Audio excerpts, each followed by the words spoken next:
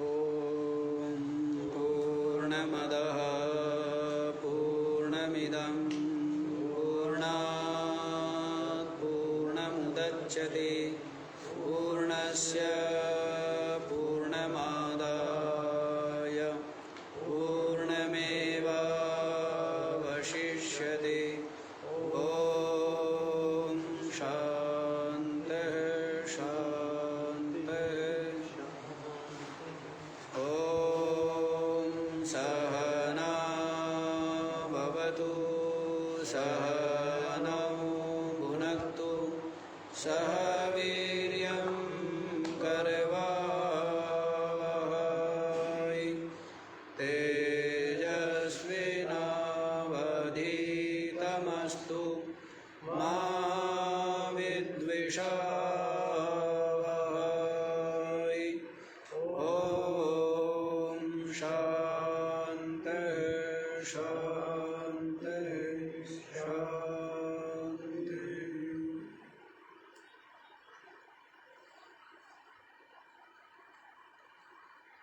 हाँ जी क्या बतला दिया है, आपको बताया है कि जिसने अपनी अंतर इंद्रिय का निग्रह कर लिया है वो समवान।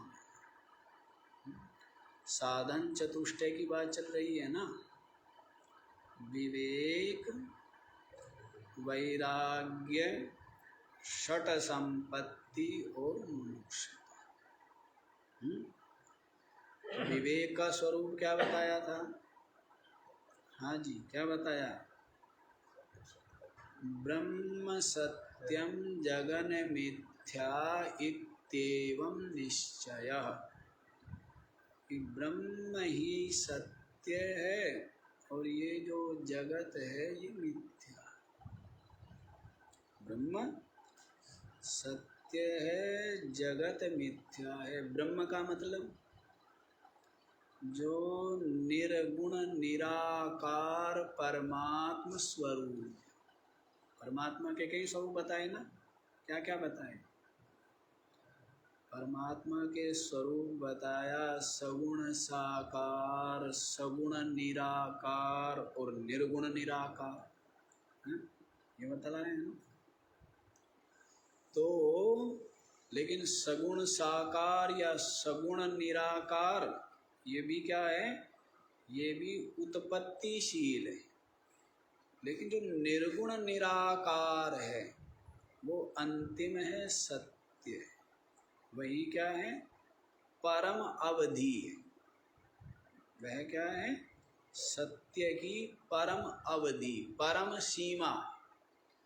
तो ब्रह्म किसको कहते हैं? जो निर्गुण निराकार तत्व है उसको ब्रह्म कहते हैं। सगुण निराकार तत्व को ईश्वर कहेंगे और सगुण साकार तत्व को ईश्वर और देवता आदि कहेंगे। लेकिन निर्गुण निराकार ही अंतिम। तो ब्रह्म सत्य का मतलब है कि जो निर्गुण निराकार परमात्मा है वो सत्य है और ये जो संपूर्ण नाम रूपात्मक दृश्य प्रपंच है ये मिथ्या। ऐसा जो निश्चय है इसका नाम विवेक है। विवेक हो गया तो बहुत बड़ी बात। विवेक का हम खूब व्याख्या कर चुके हैं। विवेक हो गया तो ये पहला कदम है अध्यात्म। उसके पश्चात वैराग्य बतला दिया था। इह लोक परलोक भोगेषु राग अभावः। इस लोक और परलोक के जो भोग है उनकी कामना का न होना, उसमें राग का त्याग हो गया। इसी का नाम वैराग्य है। बहुत बड़ी बड़ी बातें हैं, छोटी छोटी बातें नहीं है। छोटी बात यहाँ नहीं है। यहाँ क्या है? क्योंकि आप सुन रहे हैं वेदांत। क्या सुन रहे हो? और वेदांत का मतलब है वेदों का अंत। वेदों का भी जो अंत, जो सार, जो निचोड़, उसको क्या बोलते हैं? वेदांत। उपनिषद, वेदों का क्या निचोड़। वो सुन रहे हो ना, वेद भी नहीं सुन रहे, क्या सुन रहे हो? वेदांत। पुराण सुनना अलग चीज है, पुराण तो बालकों के लिए, पुराण के लिए है जो मंद मध्यम अधिकारी है, स्थूल बुद्धि वाले हैं, उनके लिए पुराण है। लेकिन जिसकी बुद्धि सूक्ष्म हो गई, निर्मल हो गई, सात्विक हो गई, उनके लिए वेद है। और वेदों में भी वेदांत, वेदांत किनके लिए है?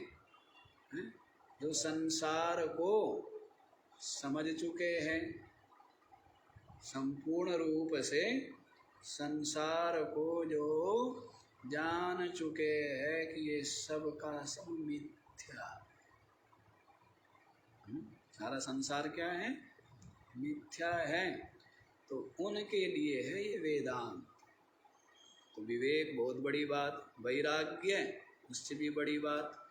तो इन दोनों का स्वरूप हम बता चुके हैं। अब षट संपत्ति की बात चल रही है। षट संपत्ति में 6 संपत्ति बताई है। पहली संपत्ति हाँ जी कौन कौन सी है? शम दम उपरति तितिक्षा श्रद्धा और समाधि। ये क्या है? 6 संपत्ति है, धन है। अब संसारी का क्या मतलब है? संसारी तो धन और चीजों को मानता है, सोने चांदी वस्त्र आभूषण, इनको धन मानता है।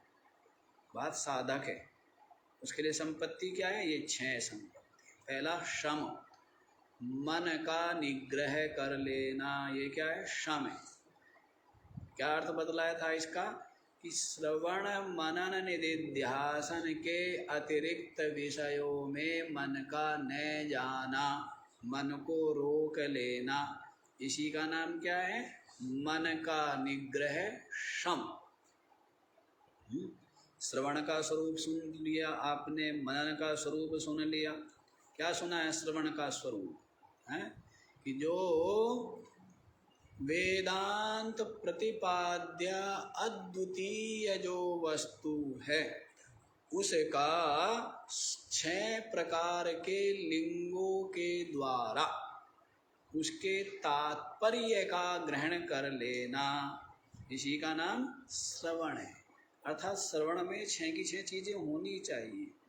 उपक्रम, उपसंहार, अभ्यास, अपूर्वता, फल और उपपत्ति।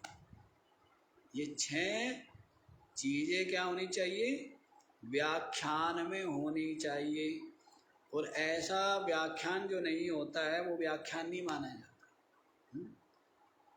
सारा बता चुके हैं, बारंबार क्या बताना, खूब बहुत व्याख्या ज़्यादा ही हो गई है, बल्कि इतनी ज़्यादा होनी भी नहीं चाहिए कि वहीं के वहीं खड़े हुए पैर अड़ा करके। तो वो बतला दिया श्रवण। फिर मनन क्या बताया था? श्रुतस्य अद्वितीय वस्तुनः वेदांतार्थ अनुगुण युक्ति भी अनवरता मनुचिंतनम। सुना हुआ जो अद्वितीय वस्तु है, वेदांत के अनुरूप जो युक्तियां है, वेदांत अर्थ के अनुरूप युक्तियों के द्वारा निरंतर चिंतन करना। निरंतर, अनवरत माने निरंतर। योग सूत्र में भी आया है ना, दीर्घ काल नैरंतर्येण सतकारा सेविता दृढ़ भूमि। जो आप साधन करते हैं ना, साधन कोई भी साधन कर रहे हैं तो एक तो दीर्घ काल करना चाहिए। क्या करना चाहिए? यदि आप चाहते हैं कि आपका साधन सफल होवे, फलदायी होवे, उसके लिए क्या करना पड़ेगा? दीर्घ काल।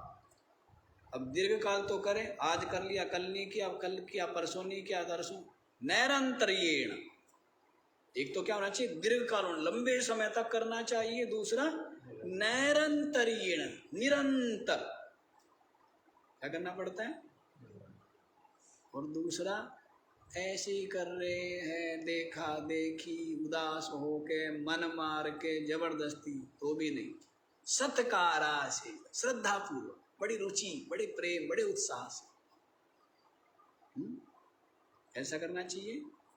श्रद्धा पूर्वक करना चाहिए जो भी साधन करे, दीर्घ काल करना चाहिए और निरंतर करना चाहिए। तब आपका जो साधन है वो फलीभूत होता है ना। तभी क्या होता है, तभी फल लगेंगे उसके। आज पेड़ लगाया क्या कल क्या फल नहीं आए, ऐसे थोड़ा होगा। क्या करो, दीर्घकाल सेवा करो उसकी, श्रद्धा रखो, विश्वास रखो, निरंतर संभाल करो, तब जाकर के क्या होगा, आएंगे। क्यों नहीं आएंगे? वैसी साधन की बात है, तो वैसी बात को यहाँ पर भी कहा, अनावरत निरंतर अनुचिंतनम, चिंतन करना, इसका नाम मनन है। श्रवणम शतगुणम मननम कुर्याद, विवेक चूड़ामणि कल बताया। श्रवण से 100 गुना मनन करो है। मनन क्या बताया है, लक्ष्य गुणम क्या करना है, निधिध्यासनम। लाख गुणा क्या करो, निधिध्यासन करो। और अनंत गुणम ब्रह्मनिष्ठा कुर्याद, और क्या करो, अनंत गुना। तो निधिध्यासन का स्वरूप क्या बताया था, विजातीय देहादि प्रत्यय रहिताद विजातीय वस्तुनः सजातीय प्रत्यय प्रवाह निधिध्यासनम। तो क्या बोला है, विजातीय देहादि प्रत्यय रहिताद विजातीय वस्तुना, विजातीय वस्तु के और विजातीय वस्तु और विजातीय वस्तु का जो प्रत्यय, उससे रहित जो वृत्ति है, सजातीय वृत्ति बनी रहे, इसी का नाम निधिध्यासन है। इसी का नाम क्या है, सजातीय विजातीय कल बता दिए ना। जड़ चेतन 2 जाति है यहाँ पर। कितनी जाति है, एक जड़ है और एक चेतन। जो चेतन तत्व परमात्मा है, उसके अलावा सब कुछ क्या है, जड़ है। तो जड़ वस्तु और उस जड़ वस्तु का जो निरंतर वृत्ति, जो ज्ञान, जो चिंतन, उसके व्यवधान से रहित निरंतर चेतन रूप, सजातीय वृत्ति माने निरंतर चेतन रूप वृत्ति बनी रहे, इसका नाम निधिध्यासन। और सरल में बतलाते हैं कि अनात्माकार वृत्ति के व्यवधान से रहित ब्रह्माकार वृत्ति का तैल धारावत प्रवाह, इसका नाम निधिध्यासन। अनात्माकार, सब कुछ अनात्मा है, आत्मा से भिन्न, चेतन से भिन्न सब कुछ क्या है, अनात्माकार वृत्ति के व्यवधान से। मान लो कोई विचार ही नहीं आया, विचार ही नहीं आना चाहिए, समझ आ रहा है, मैं ब्रह्म हूँ, मैं चेतन हूँ, मैं आत्मा हूँ, मैं साक्षी हूँ, मैं सच्चिदानंद हूँ, मैं पंचकोश अतीत हूँ, ये वृत्ति बनी रहे। इस वृत्ति के अतिरिक्त अन्य वृत्ति चित्त में ना स्फुरित हो, इसी का नाम निधिध्यासन है। ये उपासना है। निधिध्यासन क्या है, ये है निर्गुण उपासना। इससे क्या होता है, ब्रह्मलोक की प्राप्ति होती है। जितनी भी उपासना है ना धरती में, वो तो उपासना है। सब उपासनाओं में सर्वश्रेष्ठ उपासना ये अहंग्रह उपासना भी इसको कहते हैं, निधिध्यासन भी इसको कहते हैं। इसको हम ज्ञान नहीं मानते, इसको ज्ञान नहीं मानते। ज्ञान तो क्या मानते हैं? ज्ञान तो ज्ञान के साधन है, श्रवण मनन निधिध्यासन, ये एक साधन है। ज्ञान किसको मानते हैं? अपनी आत्मा का अपरोक्ष अनुभव हो जाना, उसको ज्ञान मानते। निधिध्यासन को ज्ञान नहीं मानेंगे, ये उपासना है। इसका फल है ब्रह्मलोक की प्राप्ति, मुक्ति प्राप्ति। मुक्ति नहीं है इसका फल। क्या फल है? ब्रह्मलोक की प्राप्ति। जब तक ब्रह्मा जी बैठे हैं तब तक रहना पड़ेगा, ठीक है। जो निधिध्यासन करेगा, अहंग्रह उपासना करेगा, वो ब्रह्मलोक जाएगा, लेकिन वो मुक्त नहीं होगा। जब तक ब्रह्मा जी बैठे तब तक रहना पड़ेगा। हाँ, जब ब्रह्मा जी की 100 वर्ष की आयु हो जाएगी, और 100 वर्ष की आयु जब ब्रह्मा जी की होती है तब महाप्रलय होता है। क्या होता है? तब ब्रह्मा जी ज्ञान देंगे। ब्रह्मा जी ज्ञानी है, ब्रह्मा जी तब ज्ञान देंगे और ब्रह्मा जी के साथ वो मुक्त हो जाए। क्या होगा? लेकिन तब तक रहना पड़ेगा। लेकिन जिसने अपनी आत्मा का अपरोक्ष अनुभव कर लिया है, वो शरीर रहते रहते ही मुक्त है, और शरीर छूटने के पश्चात तत्काल ही मुक्त हो जाता है। इसको कहते हैं सद्यो मुक्ति, और पहले वाली है क्रम मुक्ति। 2 प्रकार की मुक्ति मानते हैं ना वेदांत। क्या? एक तो क्रम मुक्ति। क्रम मुक्ति क्या है? कि भाई उपासना करो, ब्रह्मलोक चले गए, अहंग्रह उपासना। बाकी उपासनाओं से नहीं होगा, बाकी उपासनाओं से देवलोक जाओगे, बाकी उपासना से ब्रह्मा विष्णु शिव के लोक जाएंगे, वहां से मुक्ति में नहीं जाएगा। बाकी उपासनाओं का तो फल फिर यही है कि फिर लौटेगा। लेकिन जो अहंग्रह उपासना कर रहा है वो ब्रह्मलोक जाएगा, लौटेगा नहीं। समझ रहे? ये क्रम मुक्ति है, फिर वो वहीं से आगे चला जाएगा। बाकी लोग जो ब्रह्मलोक गए, विष्णु शिव लोक आदि गए, वो सब क्या होंगे? वो सब लौटते हैं। इसलिए आर्य समाजी तो पता नहीं क्या बता देते कि 2 करोड़ साल तक मुक्ति मानते। मुक्ति की भी उन्होंने वो बना दी है उम्र, 2 करोड़ बोलते हैं शायद, सही तो मेरे ध्यान नहीं आ रहा है। आर्य समाज वाले बोलते हैं कि 2 करोड़ साल तक ये जीव जो है मुक्त रहेगा, उसके बाद फिर जन्म होगा। किसी ने मुक्ति की उम्र किसी ने नहीं बांधी, केवल आर्य समाजियों ने बांधी है। बाकी के यहाँ तो मुक्ति का विचार ही नहीं है, स्वर्ग नरक का ही विचार है ना बस। मुक्ति का विचार केवल जो है, केवल इसमें ही है। हमारे ही धर्म में, हमारी ही संस्कृति में मुक्ति का विचार है। नहीं, बाकी सब जगह क्या है? स्वर्ग और नरक बस। हिंदू मुस्लिम सिख ईसाई सब क्या मानते हैं? स्वर्ग नरक, स्वर्ग नरक। इतने मानते हैं। मोक्ष का विचार केवल वेदों में, मुक्ति का विचार नहीं। तो ब्रह्मलोक चले जाओ, विष्णु लोक चले जाओ, शिव लोक चले जाओ, ये भी स्वर्ग तक ही है। मुक्ति का विचार नहीं। मुक्ति का विचार तो केवल यहीं पर है, हमारे दर्शन, भारतीय दर्शन में ही मुक्ति का विचार। तो देखो जी, सद्यो मुक्ति और क्रम मुक्ति। क्रम मुक्ति तो ये है, और सद्यो मुक्ति है कि ज्ञान हो गया यहीं पर, अपनी आत्मा का अपरोक्ष अनुभव हो गया, यहीं पर वो मुक्त हो गया। समझ गए? अच्छा, तो निधिध्यासन माने एक उपासना ही है कि मैं ब्रह्म हूँ, मैं चेतन आत्मा सच्चिदानंद नित्य मुक्त हूँ। ये चिंतन निरंतर, यही वृत्ति बनी रही, यही वृत्ति हो निरंतर। साधक की बात है, संसारियों की बात नहीं है।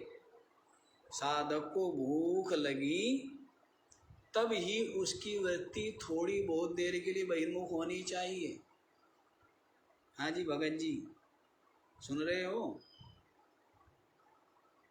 जब भूख प्यास लगे उतनी ही देर के लिए वृत्ति क्या होनी चाहिए? बहिर्मुख होनी चाहिए। अन्यथा सोने से, उठने से लेकर के सोने तक, और सोना भी यूं नहीं, बढ़िया सेज, बढ़िया बिस्तर, बढ़िया पंखा, बढ़िया है, मच्छरदानी और मोर्टीन वोर्टीन लगा के सोना, मतलब सोने के लिए इतनी तैयारी करना, तो इसका मतलब वो सोना ही चाहता, तो सोया ही रहे। क्या करेगा वो? सोने का मतलब क्या? नींद आ रही है जबरदस्ती, तो क्या करेगा? सोना पड़ेगा। बैठ रहे और नींद आ रही है तो सोना पड़ेगा, और जल्दी से जल्दी उठ जाए। तो योगी का सोना, योगी के लिए कितने घंटे बोलते हैं? 6? 4 घंटे सोवे योगी, 6 घंटे सोवे भोगी, और 8 घंटे सोवे।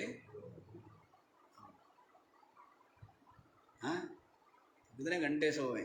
सारे बुढ़े बुढ़े 10 बजे सो कर 5 बजे तक भी ये कहे कि नींद पूरी नहीं हुई जी। माल हो गया बुढ़ो, कितना सोओगे? सोती तो भी देखिए सारा जीवन है। 3-4 घंटे सोगे बहुत है क्या? सोते रहोगे? बुढ़ों को इशारा रहता है, खा लू सो लू। हैं?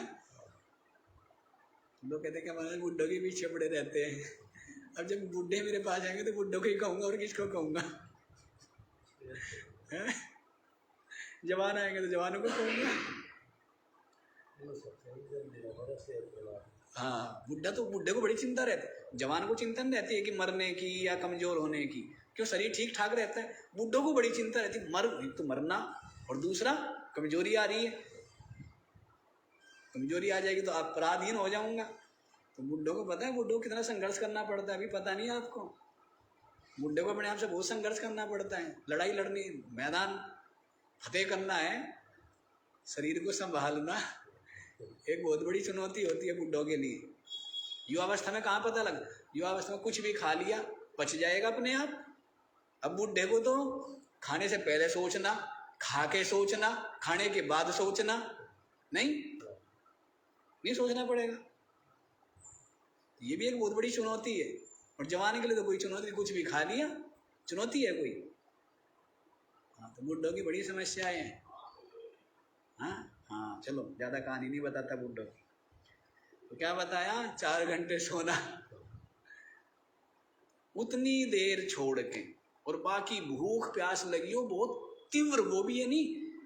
अच्छा, अब सुबह तो ये हो गया, क्या हो गया? सुबह पराठा दही हो गई, दोपहर में कहते खीर मालपुआ हो गया, और क्या शाम को तो कहते कुछ रसमलाई राजभोग और कुछ ये हो गया, और क्या रात को, अभी शाम ही तो हुई। हमारे सेठ जी जो है रात को भी चूल्हा जला लेते हैं, रात को 12 बजे हैं, कि जी दूध डाल के, दूध गर्म कर दूध में कुछ डाल के भूख लग गई थी। बुड्ढों का काम बड़ा विचित्र है, हमने बुड्ढों को देखा। और रामानंद जी थे, वो लगे रहते थे, मेरे सर पे ठोकते रहते थे कुछ कुछ। मेरा कमरा नीचे था, और वो ऊपर कभी मूंगफली पीस रहे, कभी बादाम पीस रहे हैं, ठोका ठोकी रात भर चलती रहती उनकी। कभी 2 बजे चल रहे, कभी 3 बजे, कभी 4 बजे। क्यों? रात को 12 बजे उठ जाते, थोड़ी बहुत देर नींद आती थी उनको। 8-9 बजे, 9-10 बजे सो गए, 11-12 बजे उठ गए, और अब पूरी रात। और 6 बजे तो वो शोर मचा देते थे, क्या लाओ भाई भूख लग रही है, कुछ लेके आओ। हैं? ये है बुड्ढों की कहानी, ऐसी होती है। भूख बड़ी जल्दी जल्दी जल्दी, भूख प्यास सही नहीं जाती है ना, सहन नहीं होती है। हाँ, क्या? तो भूख तीव्र लगी हो, भूख प्यास, तो ही अपनी वृत्ति को बहिर्मुख करे, अन्यथा क्या रहे? जगने से और सोने तक निरंतर श्रवण मनन और निधिध्यासन। समझ आया? निधिध्यासन का स्वरूप क्या है? कि अनात्माकार कोई वृत्ति ना आवे, न तो शरीर को लेकर, न इंद्रिय प्राण मन बुद्धि, या न बाह्य जगत को लेकर कोई वृत्ति नहीं आनी चाहिए। बस यही वृत्ति रहे कि मैं चेतन हूँ, साक्षी हूँ, आत्मा हूँ, ब्रह्म। यही वृत्ति बनी रहे। समझ आए? ऐसे थोड़ा है कि खाया पिया दोपहर में भी सोना ही है। एक रात दिन में भी तो होती है, एक रात को तो होती है। दिन की रात देखी आप लोगों ने? नहीं। यदि हम योगी है, गीता जी का वो पालन कर रहे हैं ना, क्या तो गीता जी ने बताया ना कि यस्याम जागृति भूतानि सा निशा पश्यतो मुने। शुरू कैसे है श्लोक सेठ जी? या निशा सर्वभूतानां तस्याम जागृति संयमी यस्याम जागृति भूतानि सा निशा पश्यतो मुने। आजकल के लोग बड़े विचित्र ऐसा अर्थ करेंगे कि जब दुनिया सोती है योगी जगता है, योगी जगता है तब दुनिया सोती है। ऐसे विचित्र अर्थ, ऐसे ऐसे कमाल के लोग हैं। कितना बढ़िया अर्थ करा, दुनिया सोती है तब योगी जगता है, और जब योगी जगता है तब दुनिया है, जब योगी सोता है तब दुनिया जगती है। तो उसका मतलब लोगों ने क्या किया कि रात को तो जगो और दिन में सो। योगी सारी दुनिया तो रात को सोएगी, योगी क्या करेगा? जगेगा। और जब सारी दुनिया काम धंधा करेगी दिन में तब योगी क्या करेगा? ऐसा अर्थ, ऐसा थोड़ा है। इसका मतलब है कि सारी दुनिया संसार में जगी हुई है और योगी संसार से सोया हुआ, और सारी दुनिया परमात्मा से सोई हुई है और योगी उसमें जगा हुआ। अर्थ तो है ये, लेकिन ऐसे ऐसे पंडित है गीता के, सब ऐसा अर्थ करेंगे। एक दिन में जगना रात को सोना, क्या योगी का काम? दिन में सोना नहीं, दिन में जगन नहीं, दिन में सोना और रात को, हाँ, ये योगी का काम। ऐसे ऐसे उलट पुलट अर्थ करते हैं। हाँ चलो समझ आ गया। निधिध्यासन निरंतर ब्रह्माकार वृत्ति रहनी चाहिए। अस्य अर्थ, इसी के अर्थ को थोड़ा और समझा रहे हैं, तो देखो क्या बताते हैं। विजातीय देह आदि बुद्ध्यंत जड़ पदार्थ निराकरणेन सजातीय अद्वितीय वस्तु विषय प्रत्य प्रवाहीकरणं निधिध्यासनमित्यर्थः। विजातीय देहादि बुद्ध्यंत जड़ पदार्थ, विजातीय बतला रहे, मैंने आपको पहले बता दिया, जड़ और चेतन दो जाति बता दी ना। तो क्या कहते हैं? विजातीय जो देह आदि है, देह से लेकर के बुद्ध्यंत, बुद्धि पर्यंत, आपके पास क्या कहाँ तक है सामग्री? स्थूल सूक्ष्म सामग्री आपके पास क्या है? स्थूल शरीर से लेके फिर क्या क्या है? स्थूल शरीर है, इंद्रिया है, प्राण है, मन है, और फिर क्या है? बुद्धि। तो स्थूल शरीर से लेकर के बुद्धि पर्यंत सबके सब जड़ है। शरीर क्या है?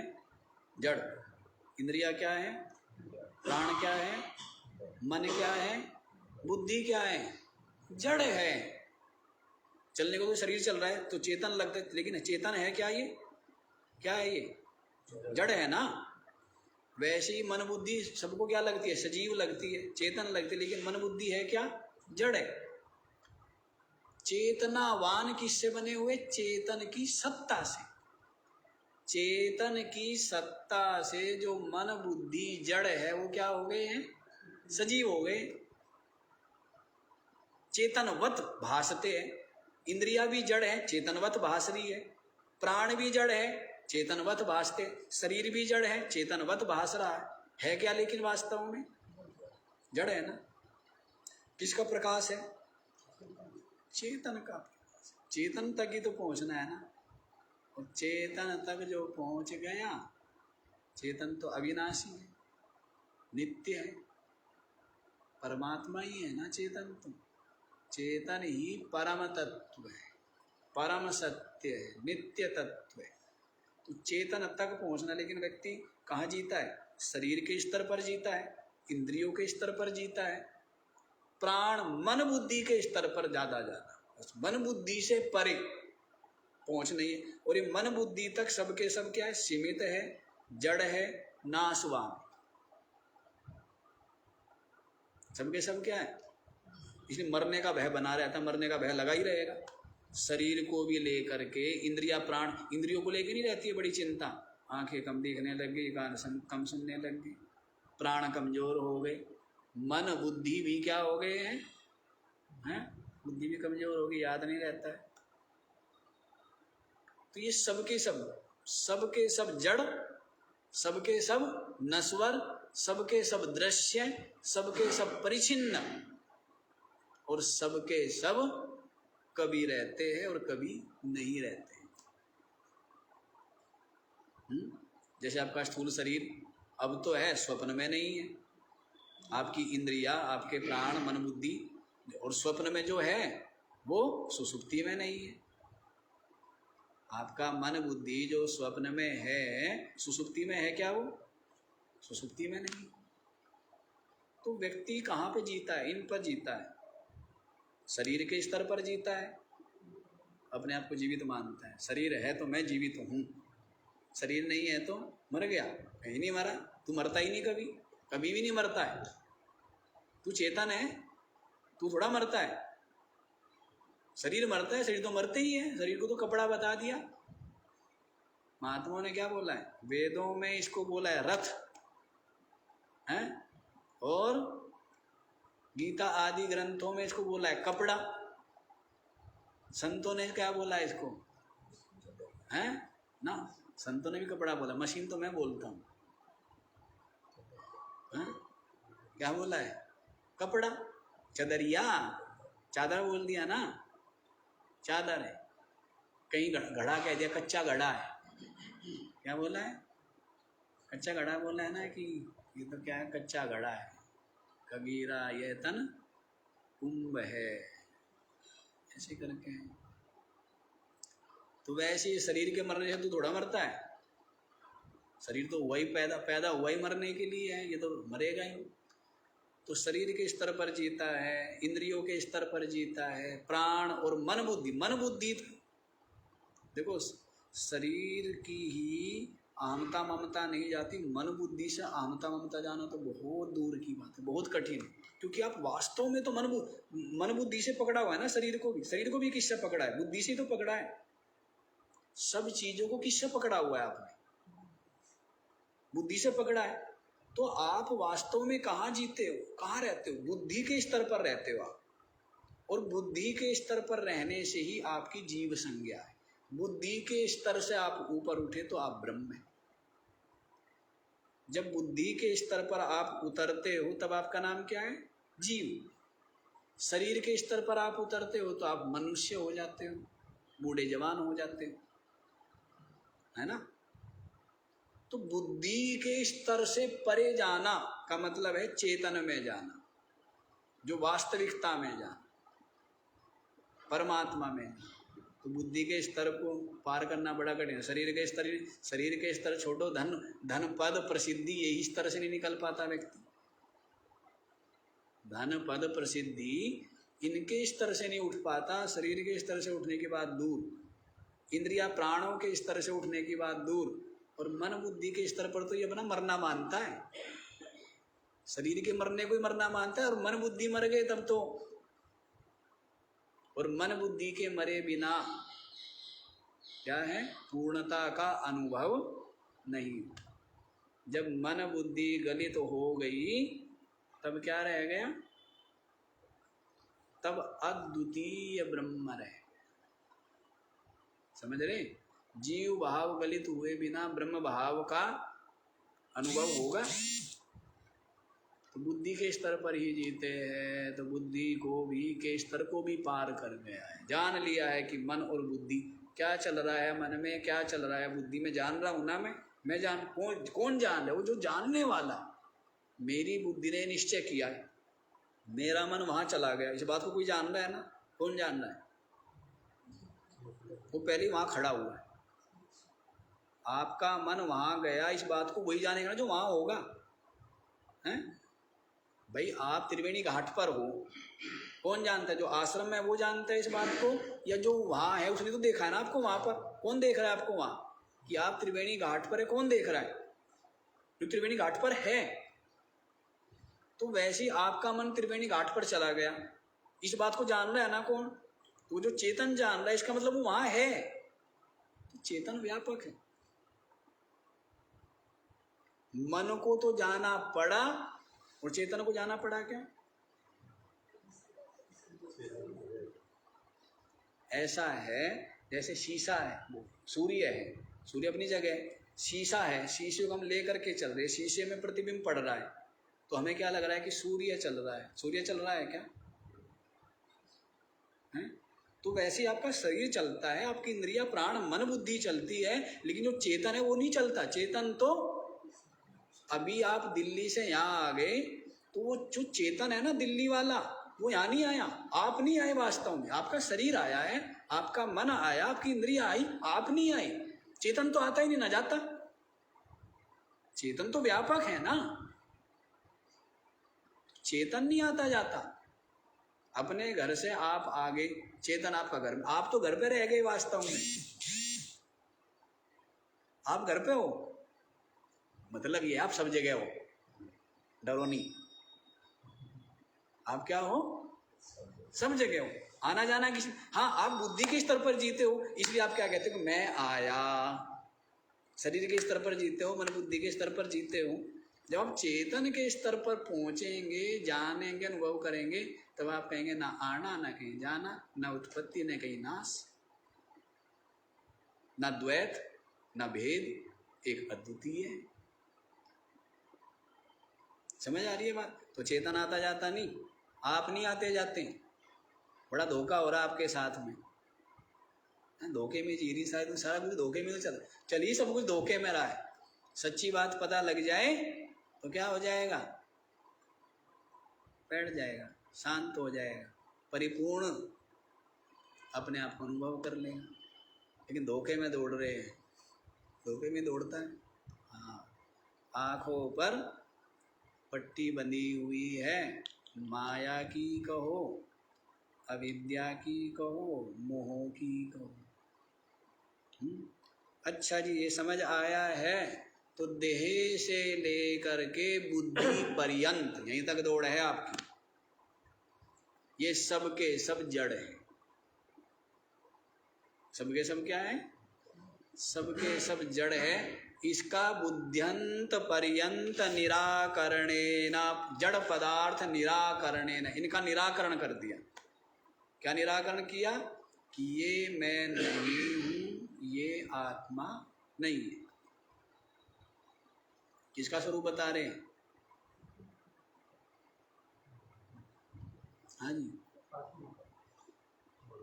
क्या बताऊं, बस फिर बुढ़ापे में बात आ जाएगी, श्रेणी दो। निधि ध्यासन का स्वरूप बता रहा हूं। क्या बता रहा हूं? निधि ध्यासन का स्वरूप क्या बताया है? विजातीय जो वृत्ति है उसके व्यवधान से रहित सजातीय वृत्ति का प्रवाह, अनवरत प्रवाह, इसी का नाम निधि ध्यासन बताया। अब उसी को थोड़ा सा स्पष्ट कर रहे हैं। क्या स्पष्ट कर रहे हैं? कि देह से लेकर के, आपकी पता है ना आपकी दौड़ कहाँ तक, देह से लेकर के बुद्धि पर्यंत जो जड़ पदार्थ है उनका निराकरणेन, निराकरण के द्वारा कि ये आत्मा नहीं, ये चेतन नहीं, ये मैं नहीं, सजातीय अद्वितीय वस्तु विषय प्रत्य प्रवाहीकरणम निदिध्यासनम। सजातीय अद्वितीय जो वस्तु है, अद्वितीय वस्तु जो ब्रह्म है। अद्वितीय वस्तु क्या है? ब्रह्म। तो अद्वितीय वस्तु जो ब्रह्म है उसकी सजातीय, सजातीय क्या है? कि वो चेतन है, सच्चिदानंद है, नित्य मुक्त है, सर्वसाक्षी है, सर्व अधिष्ठान है, पंचकोश से अलग है। इस प्रकार सजातीय वृत्ति, जो विषय अद्वितीय वस्तु को विषय करने वाली जो सजातीय वृत्ति है, उसका प्रवाहीकरणम, निरंतर उसका प्रवाह आपके चित्त में बना रहे, इसी का नाम निदिध्यासनम। कल भी आपको बताया था, परमात्मा की प्राप्ति किसी साधन से नहीं होती है। परमात्मा इसको प्राप्त है, लेकिन बुद्धि में गड़बड़ हो गई, मैल चढ़ गया, बुद्धि चंचल है और पर्दा पड़ा हुआ। इसी को दूर करने के लिए निष्काम कर्म है, मैल दूर करने के लिए, और उपासना है उसको शांत करने के। चंचल है ना बुद्धि, और उस पर जो पर्दा पड़ा हुआ है उस आवरण को हटाने के लिए ज्ञान। ज्ञान से भी परमात्मा नहीं मिलेगा, परमात्मा तो मिला मिलाया है, बस उसके ऊपर वो हो गया था। ज्ञान के द्वारा केवल अज्ञान का आवरण हटेगा, परमात्मा को पाना है।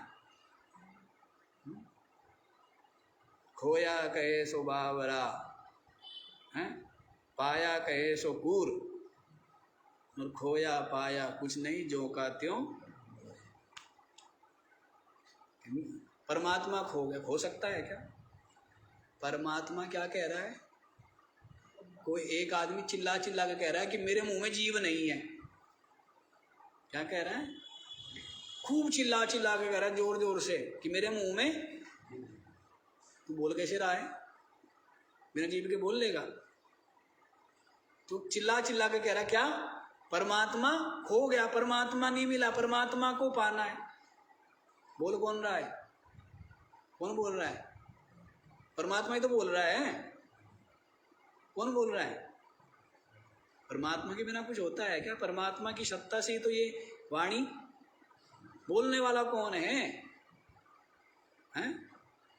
बिना परमात्मा की सत्ता से मन बुद्धि जड़ हुए कुछ नहीं कर सकते। मन बुद्धि जब तक वाणी को प्रेरणा नहीं देंगे तो बोल पाएगा क्या? तो कुछ भी नहीं कर सकते। तो जो कह रहा है परमात्मा को पाना है, परमात्मा खो गया, वो बोलने वाला कौन? परमात्मा। तो जो कहता है ना कि खोया कहे सो बावड़ा और पाया कहे सो कूर, के वो कुत्ता है, इसको कह पा लिया परमात्मा। अच्छा, परमात्मा पा लिया? परमात्मा को पाया जा सकता है? जिसने परमात्मा को पाया उसने कुछ और ही पाया, परमात्मा को नहीं पा सकता कोई भी। क्यों? परमात्मा तो पाया पाया है। जो जो कुछ मन बुद्धि से पाएंगे वो परमात्मा है ही नहीं। जिसको मन बुद्धि से पाएंगे वो सबका सब जड़ होगा, सबका सब दृश्य होगा, सबका सब अनात्मा होगा, सबका सब सीमित होगा। मन बुद्धि से परमात्मा मिलेगा क्या? तो जो कह रहा ना परमात्मा को पा लिया, महा झूठा। जो कहता है ना कि परमात्मा खो गया, वो महामूर्ख। हाँ, यही तो अज्ञान जो है हट जाता है। पाया खोया कुछ नहीं, जो का त्यों। जो का त्यों है परमात्मा। तो भाई ये बुद्धि में गड़बड़ है ना सारी, बुद्धि में आप उतरे हुए हो। तो फिर आप क्या होते? बुद्धि से उठ के कहाँ चले जाते हो? चेतन में चले गए। तब आप क्या जानते हो कि मैं तो पाया पाया, मैं तो नित्य मुक्त हूँ, अविनाशी हूँ, चेतन हूँ, सच्चिदानंद हूँ, ब्रह्म हूँ, अद्वितीय हूँ। समझ आया? हाँ, तो वास्तविकता तो ये है। तो ये सब जो भ्रांति हो गई ना, उसको दूर करने का ये उपक्रम किया जाता है। भ्रांति दूर कर, भ्रांति हो गई और कुछ नहीं है। परमात्मा को पाना, परमात्मा कहाँ? परमात्मा आपका परित्याग कर ही नहीं सकता, आपसे दूर हो ही नहीं सकता। वो कोशिश करे, वो आपसे दूर नहीं हो सकता। आप कोशिश करो, आप उससे दूर नहीं हो सकते, क्योंकि दोनों क्या है? एक ही तो है। परमात्मा पूरी ताकत लगा ले, पूरी जितनी ताकत है उसमें, पहली बात तो ताकत ही नहीं है। परमात्मा में ताकत है? परमात्मा में ताकत नहीं है, सारी ताकत माया में है। सारी ताकत परमात्मा की माया में है, परमात्मा में कोई ताकत नहीं है। परमात्मा तो क्या है? निर्विशेष, निरुपाधिक, निराकार। ताकत होना कोई बड़ी बात नहीं है, ये बड़ी अच्छी बात नहीं है। ताकत की वजह से तो सारा गड़बड़ हो रखा। सारी गड़बड़ क्या है? सारी शक्ति। शक्ति नाम किसका है? माया का। परमात्मा की शक्ति कौन है? माया। तो सारी शक्ति किसमें? जगत को रचने की, जगत के पालन की, जगत के संहार की सारी शक्ति माया में है, परमात्मा में कुछ भी नहीं। और इसीलिए परमात्मा मुक्त है। और परमात्मा में गड़बड़ हो जाए ना तो परमात्मा ही बंद गया। यदि परमात्मा में कुछ शक्ति होवे ना, शक्ति की तो गड़बड़ है। परमात्मा में माया आती है तो परमात्मा ईश्वर बन जाता है। परमात्मा में अविद्या आती है तो परमात्मा जीव बन जाता है। बना कौन है? परमात्मा ही। समझ रहे? कौन बन गया? परमात्मा में माया आ गई, परमात्मा क्या बन गया? ईश्वर। परमात्मा में अविद्या आ गई, आती है नहीं कभी, आती नहीं, आ नहीं सकती, पर वो सपना दिख गया, इसमें कोई जोर।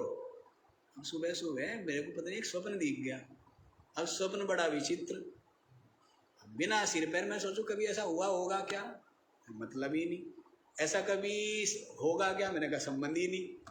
फिर झोंका है और है क्या? कुछ भी नहीं है। कि भीड़ जा रही है, कुंभ मेले की भीड़, उस भीड़ में हम भी जा रहे हैं और किसी से आदमी से कोई हाथ टकरा गया, वो रहे होंगे कोई मूर्ख, तो वो थोड़ा सा जो साथ वाले थे उनसे बहसबाजी करने लगे हैं, इतना ही दिखा। अब वो जो चेहरे दिखे वो कोई मतलब नहीं, जो साथ में हमारे साथ चलने वाले, पीछे चलने वाले, उनका कोई मतलब नहीं। ऐसे दिख जाता है, झोंका है, कुछ भी नहीं। और है क्या? कुछ भी नहीं है। तो वैसे झोंका है और कुछ नहीं है, बना बनाया कुछ नहीं। एक झोंका सा लग गया, उस झोंके में भूल गए सब कुछ। ये तो माया है भगवान की, कि भगवान की माया और कुछ नहीं है। ये मत समझना कि भगवान की माया कोई लड़की है या कोई महिला है और यों फूंक मारती है और सबको मोहित कर देती है, ऐसा थोड़ा है। एक झोंका है, दिख गया। तो वास्तव में परमात्मा जो है न तो कभी ईश्वर बनता न कभी जीव बनता। लेकिन अज्ञानी के लिए, जिसको सपना दिख रहा है, उसके लिए तो सही है। परमात्मा क्या बन गया? ईश्वर भी बन गया। और परमात्मा क्या बने? जैसे आप अज्ञानी संसारी के लिए क्या है? परमात्मा की माया से जगत भी बन गया, परमात्मा की माया से ईश्वर भी बन गया, परमात्मा की माया से जीव भी बन गया। हैं? किसके लिए? अज्ञानी संसारी के लिए। अब किसी महात्मा, किसी ज्ञानी से पूछो कि महाराज परमात्मा की माया, वो कहेगा मूर्ख है, कहाँ है। फिर कहो कि महाराज जगत के कहाँ है। फिर कहो कि महाराज ईश्वर के कहाँ है, कि महाराज जीव कहेगा कहाँ है। एक अद्वितीय वस्तु के अतिरिक्त अन्य की सत्ता है। लेकिन आपके लिए तो सब क्या है? अब जो सपना देख रहा है उसके लिए सब कुछ सच है। अब मैं सपना नहीं देख रहा हूँ, उसने मेरे को उठ के बताया शेर पीछे पड़ गया था, हाथी था, घोर जंगल था, ये था, और 2 थप्पड़ मारूंगा। कहाँ था? कुछ में यहाँ ठीक ठाक लेटा हुआ है तू। और वो कहेगा जी सब कुछ था। यदि गलत कह रहा है क्या? वो भी गलत नहीं कह रहा है। लेकिन सच्चाई तो यही है कि कुछ सच्चाई में जगना, सच्चाई के जगने की बात है। तो चलो जग जाओ सच्चाई में। समझ आ गया? निधिध्यासन, निधिध्यासन करना चाहिए। श्रवण के पश्चात मनन, निधिध्यासन। तो ये सम का स्वरूप बदला है। पहली संपत्ति क्या है? सम। सम माने अंतर इंद्रिय निग्रह। अंतर इंद्रिय क्या है? मन। मन का निग्रह कर लेना। निग्रह करने का मतलब क्या बताया था? श्रवण मनन निधिध्यासन में लगे रहना। यही क्या है? मन का निग्रह है। हो गई पहली संपत्ति, बड़ी मुश्किल से बने। संपत्ति ऐसी कमाई जाती है क्या? क्या करना पड़ेगा? मेहनत करनी पड़ती है। ये पहली संपत्ति हुई है श्रम। और ये वाली लौकिक संपत्ति तो इसका तो संचय बहुत सहज है, और श्रम का संचय करना सहज है। क्यों जी? जो विवेकवान वैराग्यवान है वो किसका संचय करेगा? 6 संपत्ति का। 6 संपत्ति में पहली संपत्ति श्रम। दूसरी संपत्ति देखो जी, दमो नाम बाह्येन्द्रिय निग्रह। बाह्येन्द्रियाणि कानि? कर्मेन्द्रियाणि पंच, ज्ञानेन्द्रियाणि पंच, तेषां निग्रह श्रवणादि व्यतिरिक्त विषयेभ्यो निवृत्तिर्दमः। दमो नाम बाह्येन्द्रिय निग्रह। दम किसको कहते हैं जी? दम लगा के हिंसा बोलते हैं ना, दम। दम का मतलब वहां तो श्वास है कि श्वास सारा इकट्ठा करो, दम, पूरा दम, पूरा क्या करो, पूरी शक्ति बटोर ली जाती है ना। प्राणों में तो शक्ति है, सारी शक्ति किसकी है? जितनी भी क्रिया कर्म है वो किसके द्वारा होते हैं? प्राण के द्वारा, वायु के द्वारा। क्रिया वायु में। जो पंचविध कर्म है, उपक्षेपण, अपक्षेपण, प्रसारण, आकुंचन, गमनागमनानि पंच कर्माणि, ये जितने भी कर्म है ये किसके द्वारा होते हैं? प्राण वायु से, वायु से होते हैं। कर्म किसमें, क्रिया किसमें? प्राणों वायु में ही क्रिया है ना, आकाश में क्रिया नहीं है, हैं? और अग्नि में और जल में और पृथ्वी में किसी में भी क्रिया नहीं। क्रिया किसमें है? वायु में। अग्नि में जो क्रियापन है वो किसका है? वायु की है। किसकी है? पृथ्वी में जो गतिशीलता है वो किसकी है? वायु की है। जल में जो गतिशीलता है वो किसकी है? वायु की है। वायु के बिना नहीं हो सकता, है ना। तो सारे जो कर्म है, क्रिया गति किसमें है? वायु। तो इसलिए प्राणों का ही है ना सारा शक्ति। प्राण शक्ति, बिना श्वास रोके कुछ होता है काम? वजन उठाया जा सकता है, दौड़ा जा सकता है? सबके लिए क्या हो?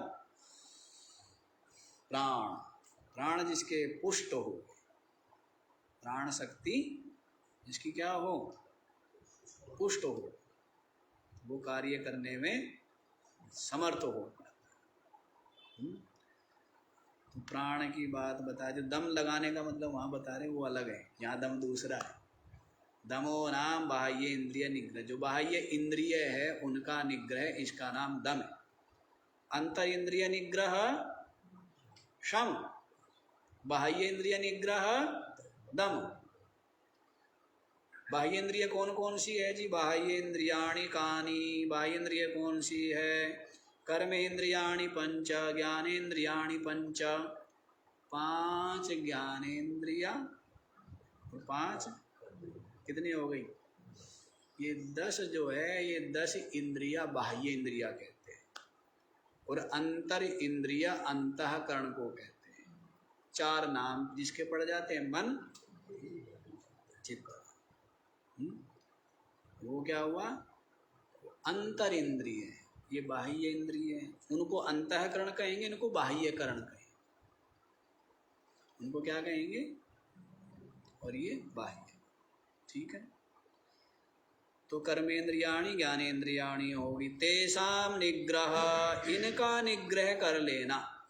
कर्मेंद्रिय और ज्ञानेन्द्रियों का निग्रह कर लेना, इसी का नाम दम है। अर्थात श्रवणादि व्यतिरिक्त विषयेभ्यो निवृत्तिर। श्रवण मनन निधिध्यासन में ही आपकी इंद्रिया लगी है तो ठीक, और इसके अतिरिक्त विषयों में यदि आपकी इंद्रिया लगी है तो आप दमवान नहीं है। आपकी इंद्रिया किस में लगी है? श्रवण में लगी है, मनन में लगी है, निधिध्यासन में लगी है। तो आपके पास क्या है? दम नाम की दूसरी संपत्ति भी आपके पास है। धनी होते जा रहे आप धीरे धीरे। संसार में तो कंगाली थे, लेकिन यहाँ क्या हो रहे? धनी हो रहे ना। नहीं, धनी से धनी भी जिसके पास ये सब नहीं है वो निर्धन है, और निर्धन से निर्धन भी जिसके पास विवेक है वो क्या है? सम्राट है।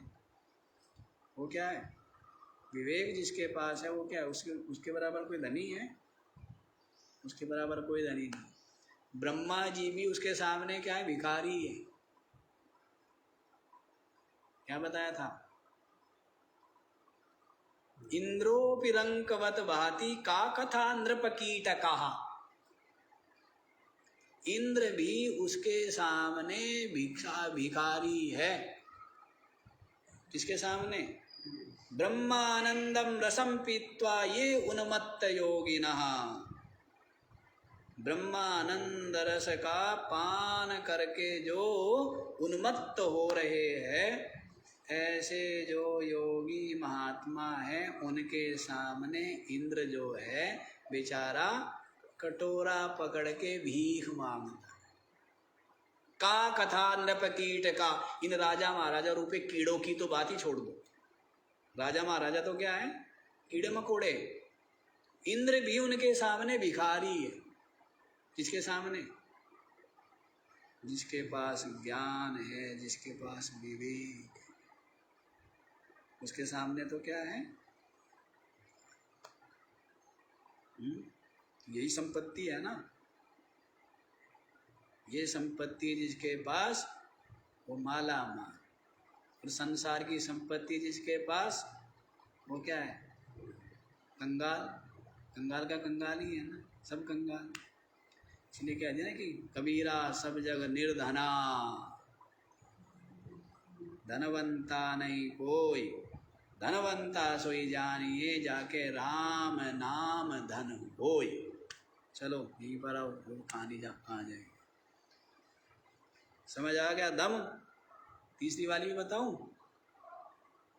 दो ही बहुत है, एक एक का ही संग्रह कर लो। संभाल के भी तो रखने हैं फिर। क्यों जी? कहीं से कंकड़ पत्थर मिल गए तो घर में ला के यूँ डाल देते हो, और कहीं से हीरा मिल गया तो क्या करते हैं?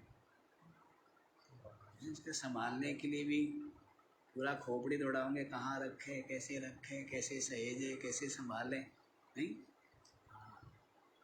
तो शम पहली संपत्ति और दम दूसरी संपत्ति। अब तीसरी संपत्ति उपारती बतलाएंगे, उसको कल बताएंगे। ये स्पष्ट हो गया आपको? दम